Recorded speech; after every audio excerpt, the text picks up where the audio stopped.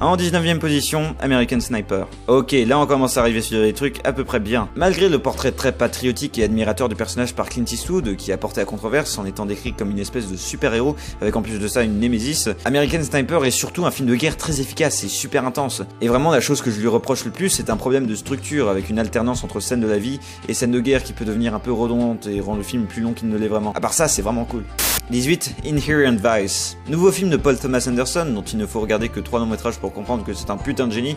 Inherent Vice ne fait pas forcément partie des meilleurs du cinéaste, mais reste un polar atypique et dont le caractère abscon ajouté à la performance de Joaquin Phoenix ne font qu'ajouter à une expérience de visionnage complètement déroutante et hallucinogène. Ce qui rend le film réussi, c'est au final à quel point il parvient à nous mettre dans la peau d'un stoner qui tente de mener à bien une enquête. Du coup, à partir d'un certain moment, il faut s'attendre à être complètement paumé dans le scénario au premier visionnage. Mais malgré quelques scènes plutôt mémorables, on ne reconnaît pas forcément entièrement les effets de style du réalisateur et je vais pas non plus beaucoup rigoler pendant le film, mais je vous le recommande quand même.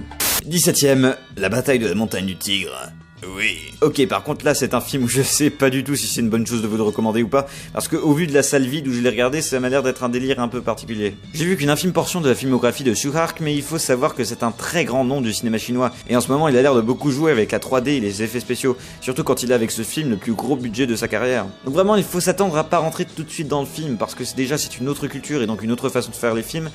Et surtout parce qu'on est face à un long-métrage où le Tsui Hark a fait ce qu'il veut, même si ça dépasse, même si c'est superflu, même si les effets spéciaux sont parfois ultra moches, il a fait ce qu'il veut. Par exemple, la scène qui est représentée sur l'affiche, c'est une séquence qui arrive après le début du générique de fin, et en plus c'est une séquence de fantasme, ça n'a presque aucun sens. Mais à partir du moment où le film de guerre se transforme en film d'espionnage avec des méchants qui ont des tronches de personnages de Tekken, j'ai vraiment trouvé le long-métrage jouissif, avec toutes les façons invraisemblables que le personnage trouve pour se sauver la peau.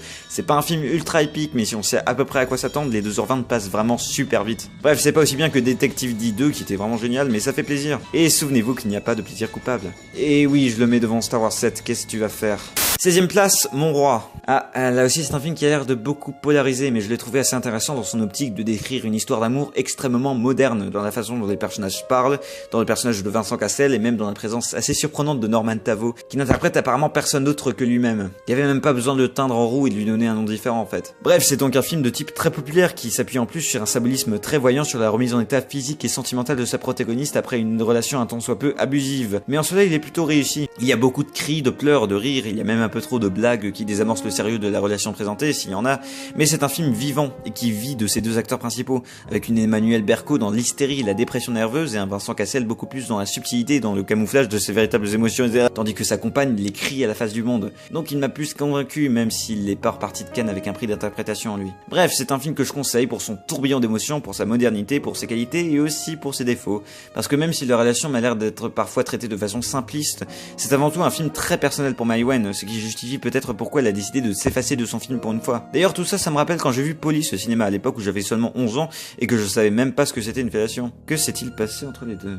Numéro 15, Mission Impossible de Rogue Nation. Vous savez, en parcourant les rushs que j'avais tourné pour le 3ème épisode d'écrire un film que certains déboires m'ont empêché de faire avant cette vidéo, j'ai trouvé ce passage quelque peu perturbant.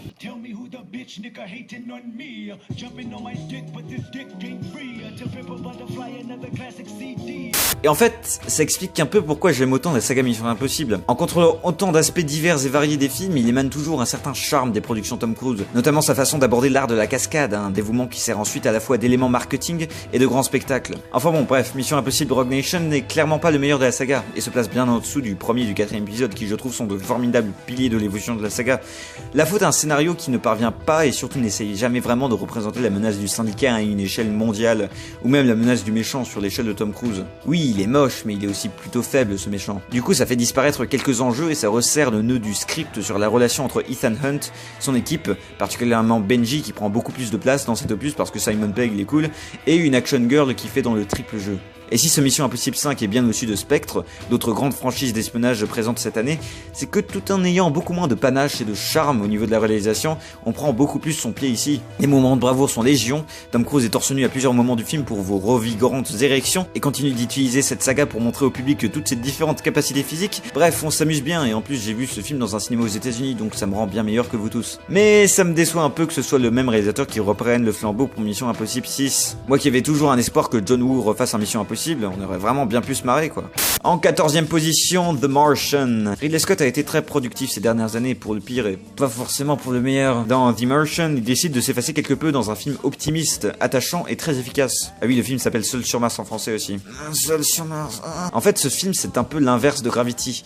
Au lieu de rendre le personnage de plus en plus seul face à lui-même et face à ses propres questionnements existentiels au fur et à mesure du film, on montre au contraire comment de plus en plus de personnages font alliance commune pour sauver une vie, peu importe sa valeur. Du coup, même si le manque de place accordé au sentiment de solitude de Matt Damon et les va-et-vient incessants entre Mars et la Terre peuvent ne pas plaire, c'est justifié par le ton du film. Ce qu'il faut comprendre donc, c'est que The Martian n'est pas un film viscéral, non, c'est un film coxal, qui se rapproche des hanches. Oui, c'était exclusivement pour la rime. Mais bon, à part ça, il y a beaucoup d'humour et un clip show sur de David Bowie, donc c'est cool. Numéro 13, Imitation Game. Alors oui, je suis plutôt sûr que Alan Turing n'était pas aussi autiste que le film veut montrer par la performance de Benedict Cumberbatch, mais c'est ce genre de sacrifice sur la réalité qu'un biopic doit parfois prendre pour le film en lui-même. C'est donc techniquement un film qui capitalise sur l'autisme. Non, j'ai jamais défendu aussi mal un film en fait. Imitation Game se centre sur le décryptage de la machine Enigma auquel Turing a participé avec une équipe cachée dans l'ombre de la Seconde Guerre mondiale. Et là où le film réussit, c'est qu'il traite cette intrigue de thriller historique par le prisme de la relation du protagoniste avec les autres, ce qui lui permet d'être à la fois passionnant et poignant. Un peu comme cette fois où j'ai regardé cette vieille femme se noyer dans un étang. Après, pour ce qui est de la réalisation, elle est un tant soit peu académique, mais elle fait le boulot. Surtout pour mettre en valeur un casting très bon. Mention spéciale à Bénédicte Concombre. Vraiment très bon ce Bénédicte Cucu Maurice. 12e position, Le Pont des Espions. Jedi en mission, reprenez vos discussions. Ah bah tiens, un autre thriller historique, ça c'est plutôt surprenant. Très cocasse. Très coxal. Bon, la différence par rapport à Imitation Game, c'est qu'ici la marque du réalisateur est beaucoup plus présente, puisqu'il s'agit du dernier film de Steven Spielberg. J'apprécie tout particulièrement dans Le Pont des Espions la façon dont il gère la durée des plans, ainsi que l'utilisation propice et avec parcimonie de la bande-son. Ça se voit surtout dans la première scène d'ailleurs, qui est putain de méticuleuse. On retrouve aussi là-dedans, dans cette très bonne soupe à Tom Hanks, l'un des thèmes majeurs du cinéaste dans ses films se déroulant durant des périodes de tension ou de guerre. C'est-à-dire comment traiter la résurgence de l'humanité au milieu de négociations politiques ou au milieu de l'horreur et de la violence. La liste de Schindler, c'est l'exemple le plus évident parce qu'il traite de l'un des plus grands actes de clémence et d'humanité qu'on connaît de la Shoah. Mais il y a aussi Il faut sauver le soldat Ryan qui part d'un intérêt humain, celui de sauver un soldat pour épargner le chagrin d'une mère. Et Matt Damon, on est toujours après ton cul, ça change pas. Aussi il y a Cheval de guerre qui montre la guerre par le prisme d'un cheval. Le prisme d'un cheval ? Non, pas encore. Encore ça, non. Non. Mais bref, dans Le Pont des Espions, on se centre sur un échange de soldats où les camps adverses se traitent de façon équitable, selon le fait que ce sont des hommes loyaux et honorables. En cela, la relation entre Tom Hanks et l'espion soviétique est très intéressante et sert le côté humaniste du film. C'est un long-métrage porté sur les dialogues et les enjeux et thèmes que portent ceux-ci sur l'appartenance à son pays et le respect de sa propre intégrité morale, seul contre tous, les rendent captivants. Par contre, il y a un élément plus tard dans le film qui est juste là pour compliquer l'intrigue et qui est amené de façon assez maladroite, mais bon, c'est une histoire vraie après tout. En plus, le mec dont il est question dans cette complication d'intrigue est toujours vivant, donc ça veut dire qu'on peut aller lui dire en personne qu'il sert vraiment à rien, à part compliquer l'intrigue d'un film de Steven Spielberg. Putain d'accessoire. Enfin bref, à part ça, j'ai pas grand chose à reprocher au film, et j'attends de pied ferme le prochain film de Steven Spielberg avec Tom Hanks.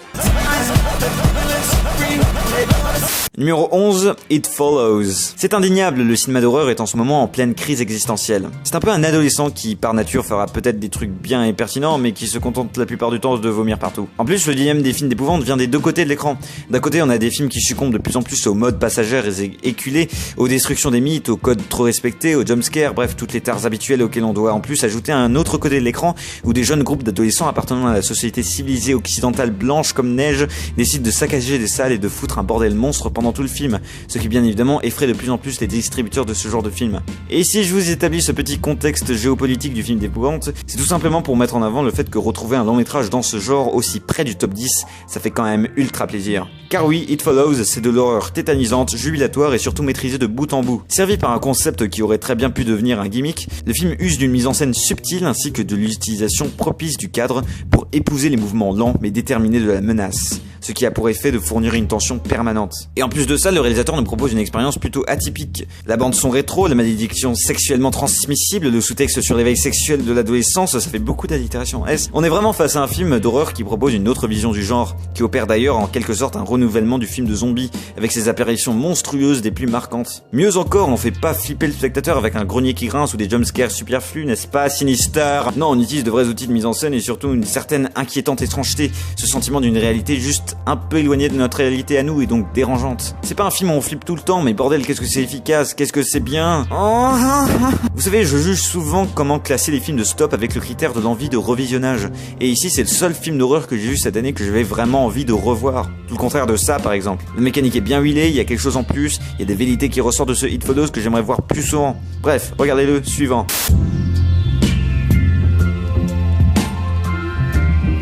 Il y en a qui disent que le petit cinéphile c'est de la merde. Eh bien oui!